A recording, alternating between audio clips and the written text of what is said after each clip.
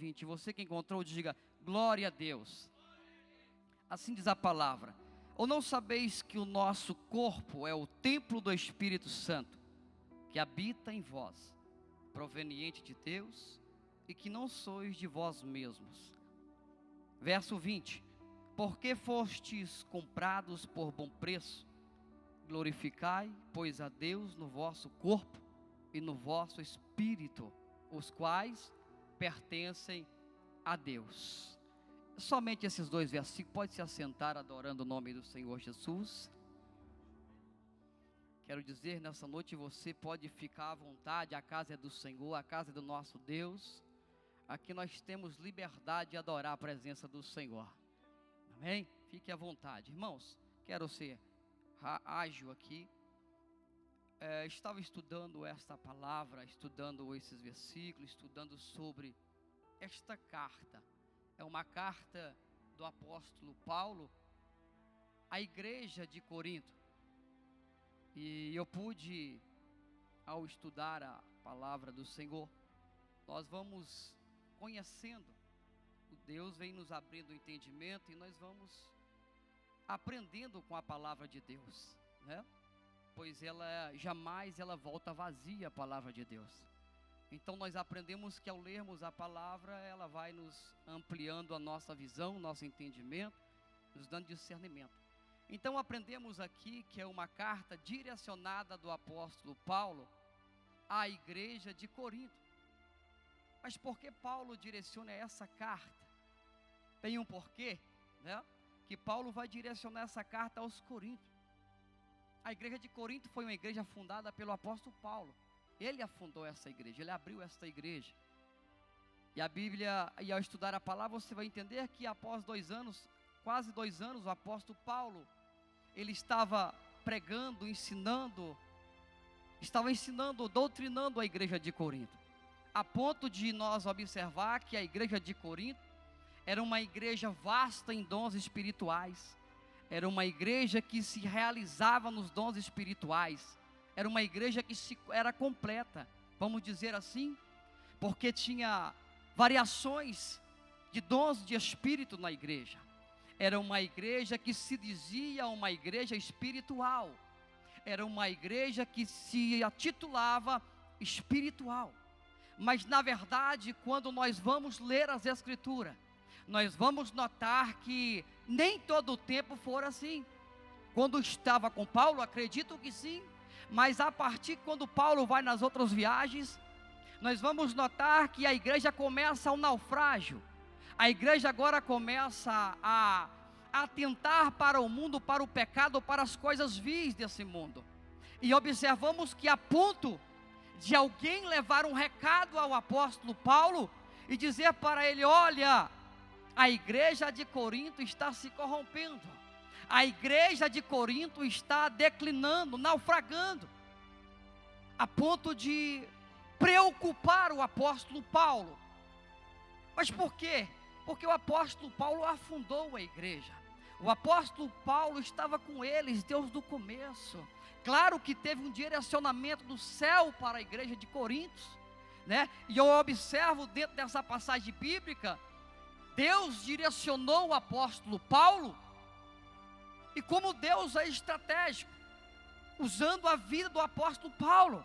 Corinto era um lugar que era um lugar de difundir o evangelho, porque Corinto era um lugar que era um ponto de navios, não tinha portos, era um lugar que entrava e saía gente a todo tempo, era um lugar apropriado para quê? Para evangelização, para disseminar, difundir o evangelho. Então você entende que o Deus que você serve é um Deus que tem visão e ele enxerga, é um Deus que tem discernimento, é um Deus inteligente.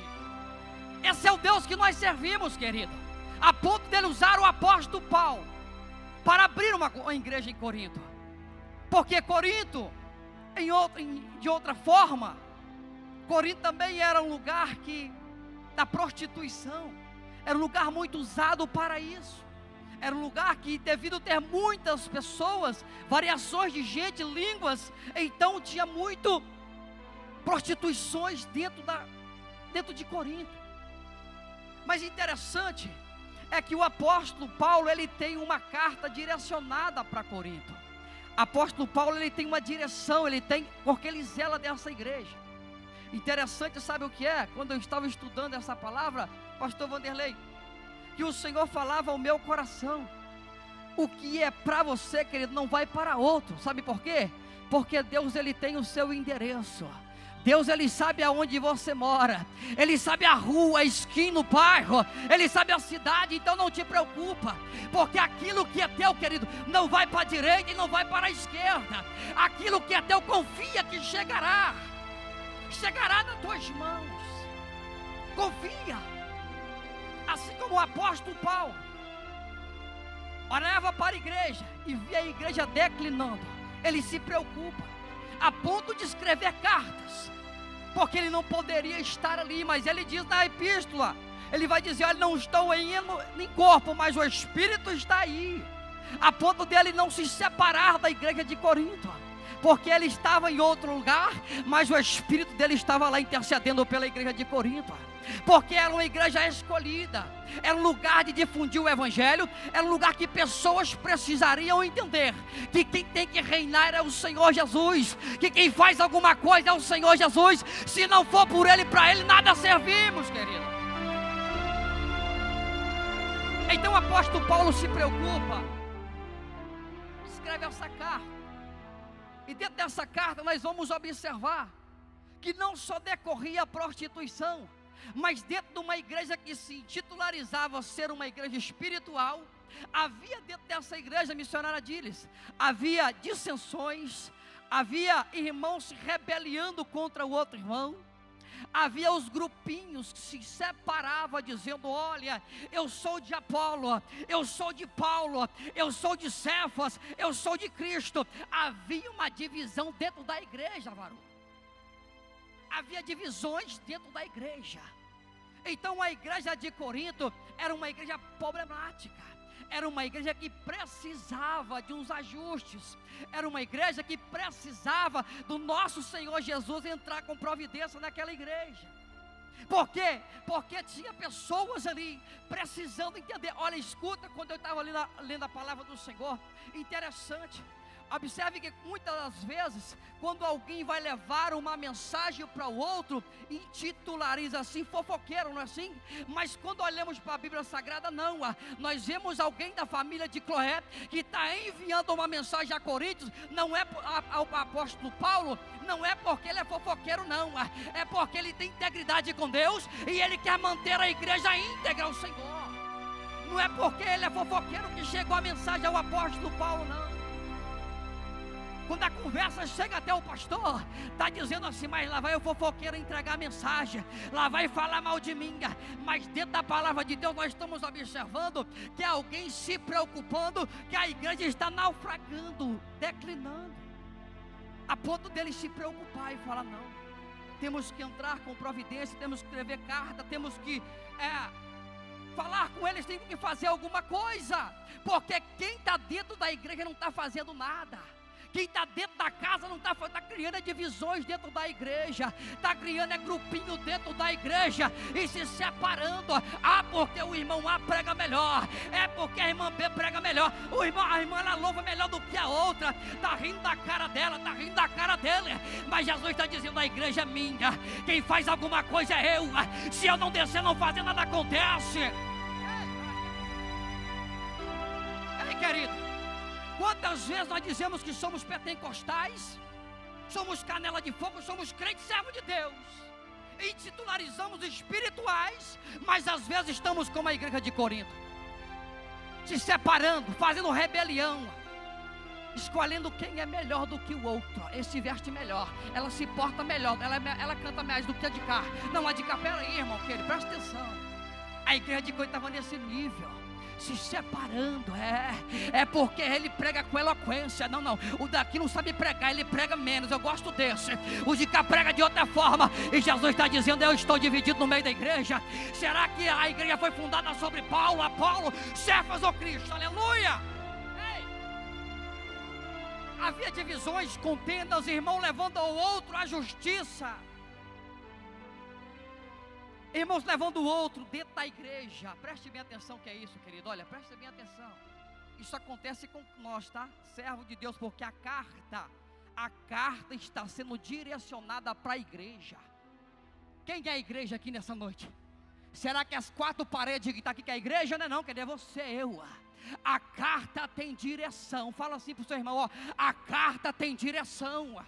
Ela tem direção, querido. A carta direção, a direção é a igreja, é os cuidados com a igreja. Mas irmão, você está pregando como que estivesse acontecendo aqui.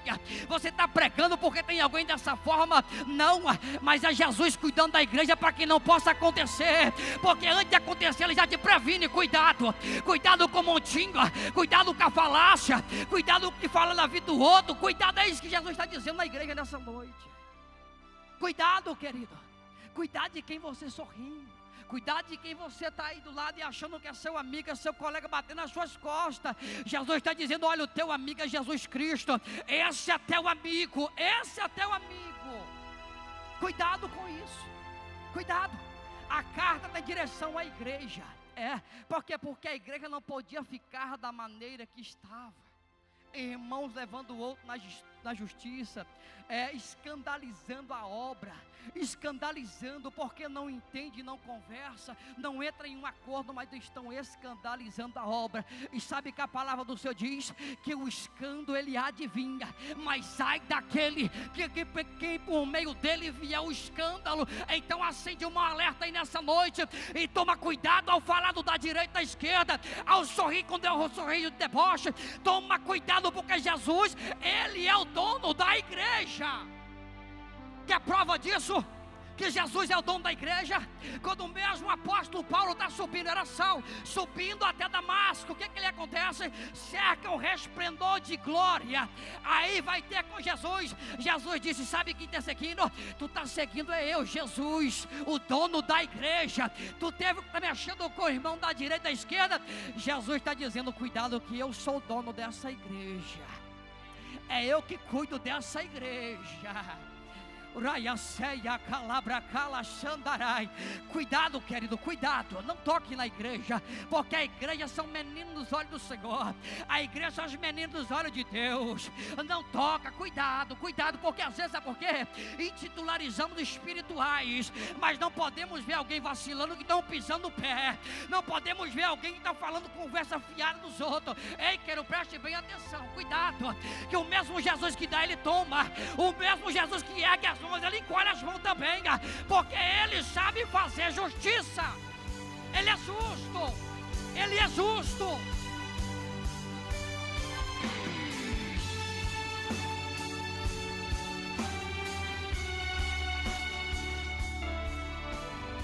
Esse Jesus, ele tem um zelo especial, querido, pela sua igreja, pela sua noiva. Não se espante, não se pasme, porque esta é a palavra do Senhor para a nossa vida. A Bíblia diz que ele açoita e corrige aquele que ele o ama. Isso é um alerta para a igreja do Senhor. Cuidado, cuidado com o que se faz dentro da casa do Senhor. Porque muitas vezes entramos dentro da casa do Senhor, parecendo que entramos em qualquer outro ambiente, menos a casa do Senhor. Parecemos que estamos em qualquer outro lugar, menos a casa do Senhor. Por quê? Porque a reverência já está indo embora. Não parece mais que isso é um templo, não parece que isso é um lugar de adoração. Mas eu gosto de Salomão. Salomão, quando está orando, ele diz, Senhor, Senhor, quando nossos irmãos entrar nessa casa, que eles se inclinar, Senhor, que o Senhor venha ouvir a oração desse povo, que o Senhor venha curar, que o Senhor venha transformar, que o Senhor venha salvar. Sabe o que é isso? Reverência à casa do Senhor. Reverência a esse lugar, esse lugar é lugar santo, é lugar que Deus reúne os seus santos. Para que reúne os santos? Para adorar o nome daquele que vive e reina para todo sempre. Então este lugar não é outro lugar a não ser a casa de Deus. Não é outro lugar. Então nós notamos que a igreja de Corinto é uma igreja problemática. é uma igreja que precisa de uns ajustes. Será que essa igreja de Corinto, às vezes elas parecem com nós? Será que às vezes tem algo que combina com a gente dentro da igreja de Corinto? Porque nós estamos aqui buscando o aperfeiçoamento. Ninguém aqui é perfeito, todo mundo está buscando se aperfeiçoar no Senhor.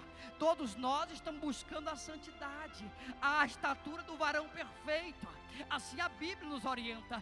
Nós somos falhos e pecadores, mas detalhe, tem algo que não é mais para nós, querido. Tem algo na nossa vida que já passou, mudança de fase. Deus está dizendo para nós: olha, o nível agora é outro, já mudou. Não está mais no nível de beber leite, agora está no nível de comer a picanha, de comer a maçã de peito. É algo forte, o mocotó, para quem gosta e que acredita, é momento de se alimentar de coisas fortes, querido. O momento do leitinho, ele passa. Quando eu não sei, não entendo, ninguém me falou, é assim. Mas todos os dias estamos na casa do Senhor aprendendo. E o apóstolo Paulo está ensinando para nós, tendo a sua palavra. Ele está direcionando a palavra: cuidado. Cuidado, porque a igreja tem um dono, e o dono zela por essa igreja. Esse dono, ele é tão carinhoso, ele é tão zeloso, que ele disse assim: olha, eu estou indo para o Pai, mas não vos deixarei igreja órfã. Eu vou para o Pai, mas enviarei o Consolador. Vocês não estão sozinhos, porque a mão que eu subo, ele desce, porque ele cuida da noiva do Cordeiro. Ele cuida da igreja. Esse é o cuidado do nosso Deus. Esse é o cuidado de Jesus para com a sua igreja. E esse tema da nossa campanha: quem já foi comprado não se vende, está baseado no livro de 1 Coríntios capítulo 6, versículo 20. Porque havia um rapaz que ele estava ficando com a sua madrasta, ainda seu pai ainda era vivo. É nesse contexto que abriu esse tema. Ele ficava com a sua madrasta e o pai ainda era vivo, e toda a igreja sabia da situação dele. Todo mundo estava tranquilo, a igreja, todo mundo sabia do acontecimento. Todo dia ia para a igreja, estava todo mundo junto, como as coisas, está tudo certo, não tem nada errado, Deus está no nosso meio. Que é evidência disso? O Espírito Santo trabalha, nós temos repartições de línguas, nós temos dom, nós temos visão, nós temos profeta, nós temos homem de Deus. Isso é evidência, ele está no nosso meio, mas o pecado está junto, o pecado está andando junto, e isso estava escandalizando lá fora, querido. Sabe por quê? O mau testemunho meu, ele escandaliza lá fora. Quando eu não me porto direito aqui, lá fora tem alguém te olhando, me olhando e dizendo: olha, lá vai a crente, lá vai o crente, agora está aqui, mas daqui a pouco está bebendo uma cerveja, daqui a pouco está falando mentira, daqui a pouco está conversando fiado da vida do outro. E aí, aonde está a palavra? Sendo escandalizada. Sabe por que muitas vezes convidamos alguém para vir à casa do Senhor, ele fala assim: outra hora eu vou, deixa para outra hora, outro dia eu vou lá, irmão, depois eu vou na sua igreja. Ah, irmão, vai lá, você tem que ver, não é assim? Nós nos alegramos, mas que culto gostoso, irmão, que bênção, eu quero convidar, eu quero chamar. Mas quando você chega até alguém e fala assim: irmão, outra hora eu vou lá, depois eu visito a sua igreja. Talvez ele não fala, ela não fala, mas já tem testemunhos maus dados lá fora, e eles estão olhando cá dentro, estão olhando para dentro da casa do Senhor. Talvez ele não declara para você o acontecido, mas ele está dizendo assim: não, dentro da igreja é problema, a igreja é problemática, a igreja tem divisão, tem contenda, tem fofoqueiro, tem linguarudo. Mas deixa eu dar uma palavra para você nessa noite: a igreja pode até ter tudo isso aí, mas a igreja ainda é de Jesus. Ele não abre mão da tua vida, ele não abre mão da minha vida, porque a igreja é dele. Foi ele, não nós, que nos escolhemos, querido. Foi ele, porque nós nem capacidade de escolher Jesus nós teríamos. Muitas vezes batemos no peito e dizemos: escolhi Jesus, eu quero Jesus. Quem é você? Quem é você que erra nas escolhas, rapaz? Que erra em tudo o que faz? Quem é você para acertar em Jesus, rapaz? A Bíblia diz que foi Ele que nos escolheu e não nós que escolhemos eles. É por isso que nós estamos aqui de pé, porque Ele ama a igreja. Ele sabe que a igreja tem divisão, tem contenda, tem fofoca, mas Ele sabe também que a igreja é poderosa. Quando se coloca em direção a Ele, as portas do inferno não prevalecem contra a igreja. Praia, ceia, caia. Ei, querido, você não entendeu isso aqui? Como Jesus, Ele é tão poderoso. Ei, mesmo nós não valendo nada, Ele nos resgatou, nos trouxe. Ele estava dizendo: olha, a igreja pode estar assim, pode estar assado, mas nada disso vai desmerecer o meu sacrifício na cruz. Nada disso vai desmerecer, porque fosse comprado por um bom preço, e o preço foi pago, é preço de sangue. Toma cuidado com quem tu fala, querido, porque o preço que foi pago ninguém aqui aguenta pagar. Não tem dólar, não tem real, não tem moeda que pague o sangue de Jesus vertido na cruz do Calvário. Não tem quem consiga pagar o preço que Jesus pagou pela tua vida. Não tem quem consiga pagar. Cuidado com o escândalo. A preocupação do apóstolo é essa, pastor Vanderlei. Cuidado com o escândalo. Cuidado com o que você faz aqui, está sendo projetado lá. O que você faz aqui dentro, tem muita gente te observando, meu irmão, minha irmã. Tem muita gente te vendo. Tem gente que é salva através do teu testemunho. Tem gente que é salva só de ver a tua fidelidade ao Senhor, de todos os dias vindo à casa do Senhor, passando por luta, por prova, por sofrimento, por tudo enquanto a adversidade que existe. Mas você diz: não, eu não abro mão, eu vou para a casa do Senhor, porque eu sei que dentro da casa o Senhor ainda opera milagre. Eu sei que dentro da casa Deus ainda faz maravilhas. Essa é a fé que eu creio nela. Cuidado com aquilo que você ingere aqui e com aquilo que você leva lá. Cuidado com isso. Isso estava decorrendo na igreja de Corinto, a ponto de o homem estar com a madrasta, o pai vivo, todo mundo dentro da igreja, e está tudo certo. Peraí, está certo? Pecado dentro da igreja e está tudo certo. Como assim? Não está certo não. A Bíblia diz que aonde a luz chega, as trevas têm que ir embora, querida. Não tem como a fonte jorrar dois tipos de água. Ou ela jorra doce ou ela jorra salgada. Não tem jeito não, querida. Ou nós estamos em Cristo, ou nós não estamos em Cristo. Não tem um meio termo aí não. Não tem um meio termo. A ponto de o apóstolo Paulo se incomodar com aquilo. Ele dizia: não, peraí, está errado isso aí. Não pode isso acontecer aqui. Isso é igreja, isso é a casa do Senhor. Isso é lugar santo. Não pode. A ponto do apóstolo Paulo dizer: olha, esse rapaz tem que ser justificado, tem que ter uma condenação.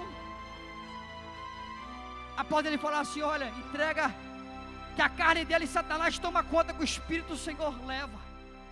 Que ele estava dizendo: o Senhor trata deste homem. Ele não está ouvindo o conselho da igreja, mas lá fora Satanás trata com ele, porque o Espírito ainda é de Deus. Foi ele que deu. Então Paulo está dizendo neste ponto, tão irado que ele ficou, tão preocupado. Entrega ele para Satanás. Porque ele estava dizendo isso? Porque não quer ouvir o conselho de dentro da casa do Senhor. Não quer ouvir os conselhos dos anciões, dos pastores, dos diáconos, evangelistas, dos membros da igreja. Não quer mais ouvir, porque o pecado está tanto que está normal, está tudo certo, está tudo normal. E isso não atrapalha Deus agir na igreja, pastor Vanderlei. Isso não atrapalha a pastora Taíde. Sabe por que não atrapalha? Porque a nossa igreja é espiritual. Nós pula, roda, canta, prega de um pé só, e Jesus está na casa. Tá não, irmão. Tá não. Nem todo mundo que rola e pula está dizendo que é Espírito Santo, não, querido. Nem todo mundo que está falando em mistério está falando com Deus, não. Porque o Satanás também, ele sabe falar em mistério. Satanás, ele sabe pular de um pé só. Satanás, ele sabe rodar até às vezes melhor do que nós. Até às vezes melhor do que nós. Ele sabe. Ele sabe. Só que o apóstolo Paulo se preocupa. Preocupa com a igreja. Porque a igreja, ela é guardada pelo Senhor. Ela tem dono. Jesus me escolheu, te escolheu sabendo disso, pastor.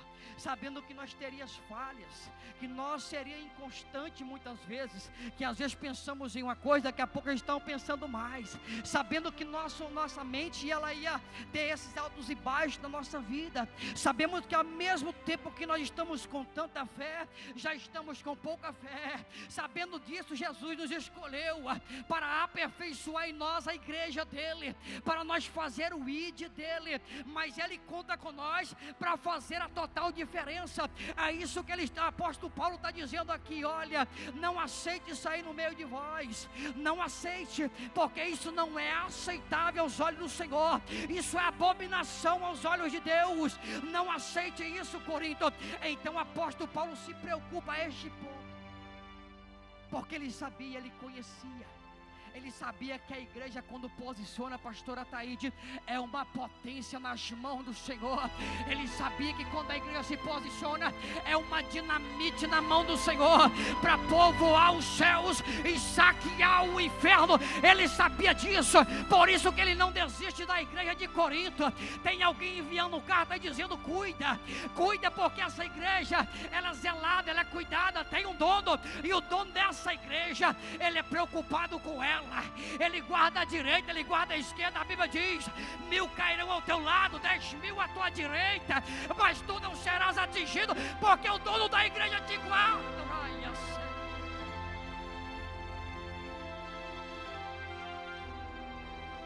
O dono da igreja te guarda. A Bíblia diz que ele não tosquenejará, ele não dorme, ele está todo o tempo olhando para nós e cuidando de nós. Mas você fala: mas pastor, tão falho que eu sou, tão pequeno, tão humilde mas ele agradou de você. Ele agradou de você a ponto de colocar, de te escolher do lamaçal do pecado, lavar você com sangue, purificar, colocar um novo cântico na tua boca, e ainda por cima derramar sobre vós o Espírito Santo de Deus.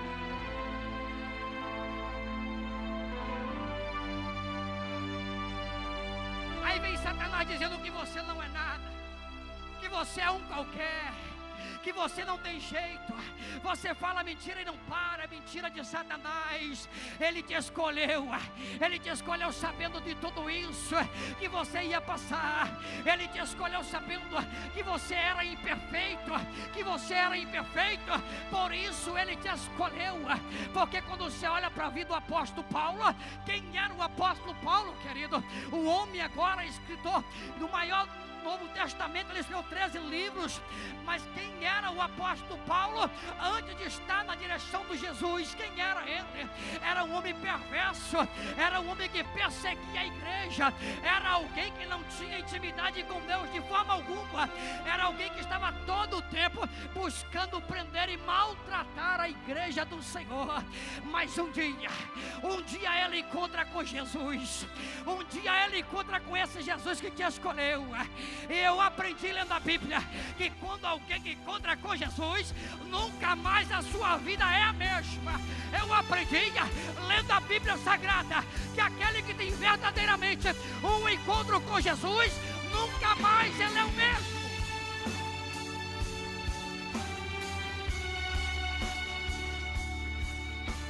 Nunca mais era a mesma pessoa. Não é. Não tem como ser.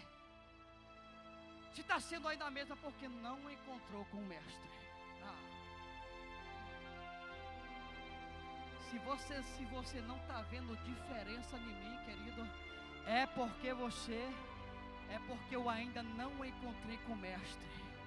Porque aquele que encontra com o mestre, de perseguidor ele passa a ser perseguido.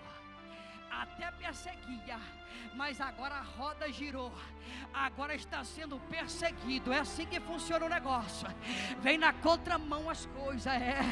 Aquele que persegue agora vai ser perseguido, mas isso tudo faz parte, isso tudo está embasado no projeto de Deus para lapidar o vaso, para lapidar aquele que Ele escolhe, porque Ele tem de tirar suas arestas, Ele tem de tirar tudo aquilo que impeça do vaso ser perfeito. Lembra de Jeremias 18, descendo a casa do oleiro e o vaso se quebra? Lembra disso? Porque o vaso se quebra na hora que Jeremias desce a casa do oleiro. Jesus estava dizendo: olha, quem é tu, vaso, nas minhas mãos? Quem é tu? Eu quebro e faço de novo. O povo de Israel está corrompido, está, mas é meu povo, é escolhido.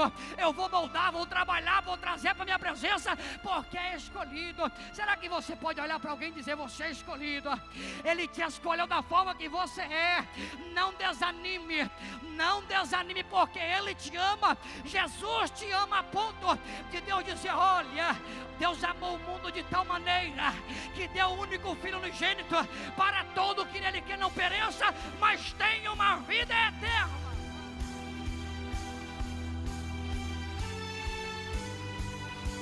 Este é o amor de Deus para com a tua vida. Não desanime. Não desanime em meio à sua caminhada. Não desanime.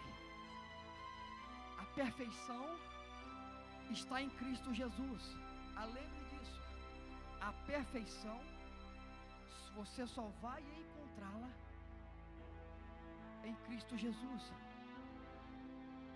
No homem terreno não vai haver perfeição. Não vai ter perfeição.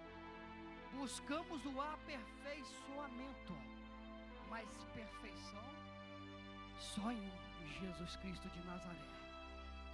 Somente Ele é perfeito. Somente Ele é perfeito. Mas a palavra ao nosso coração é: Ele te escolheu, Ele me escolheu, mesmo sabendo que eu sou imperfeito, mesmo sabendo que eu tenho as minhas dificuldades, Ele me escolheu. E é mentira de Satanás que Jesus não olha para você. É mentira de Satanás que Ele não está com as mãos dele sobre a tua vida, te guardando, te livrando de todo o mal. É mentira de Satanás quando ele investe contra a tua vida, dizendo que você não vai conseguir, que você não vai avançar, que você vai parar, que você vai frustrar. É mentira de Satanás, porque aquele que nos chamou, Ele é perfeito.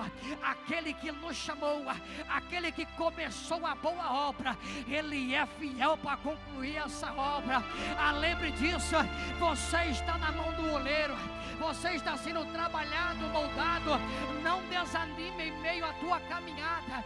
Deus me trouxe com esta palavra ao teu coração.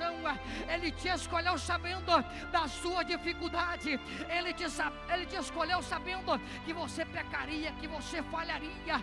Mas a Bíblia também diz assim, pastores, que aquele que confessa o pecado e deixa, alcançará do Senhor misericórdia. Jesus está dizendo: há esperança para você. Sabe por quê? Porque se eu confessar o meu pecado,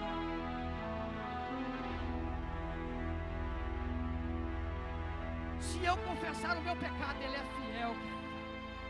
Pastor, mas você não sabe da minha vida, você não sabe o que eu já passei, o que eu já fiz. Não tem problema, está vivo, respira, tem fôlego de vida, então ainda há esperança. Porque ainda há esperança para a árvore cortada, porque ao cheiro das águas ela ainda vai brotar. Ela vai brotar, e ela não só vai brotar, ela vai dar uma árvore, ainda vai dar frutos ainda. Coloca de pé comigo, você que pode, em nome de Jesus. Quero louvar ao Senhor pela tua vida, por esta noite abençoada.